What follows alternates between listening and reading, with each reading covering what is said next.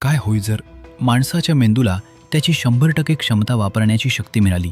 सध्या आपण आपल्या मेंदूचा केवळ काही टक्के भाग वापरतो असं मानलं जातं. पण जर एक दिवस अचानक मेंदू पूर्णपणे सक्रिय झाला, तर माणूस केवळ विचार करणार नाही, तो वास्तव घडवू शकेल. भूतकाळ, वर्तमान आणि भविष्य हे वेगवेगळं न राहता त्याच्या डोळ्यासमोर एकाच पटावर उमटेल. तो वेळेत मागे पुढे जाईल. आठवणी केवळ आठवणार नाहीत, तर त्याला पुन्हा अनुभवता येतील. भूक, झोप, थकवा या गोष्टी मागे पडतील. शरीर स्वतःचं नियंत्रण स्वतः घेईल. रोग, जखमा, मृत्यू यावरही मेंदूचा प्रभाव होऊ लागेल. माणूस भाषा न शिकता ती समजू शकेल. एकमेकांचे विचार शब्दांशिवाय समजण्याचं सामर्थ्य त्याच्यात येईल.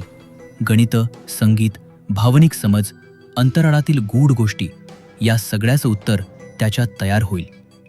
पण इतकी प्रचंड क्षमता म्हणजे नियंत्रणही तितकंच कठीण.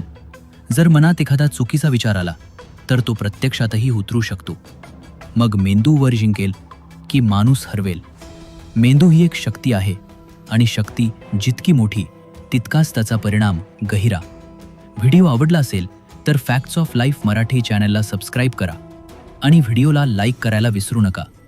पुढच्या भागात पुन्हा विचार करूच. काय होईल जर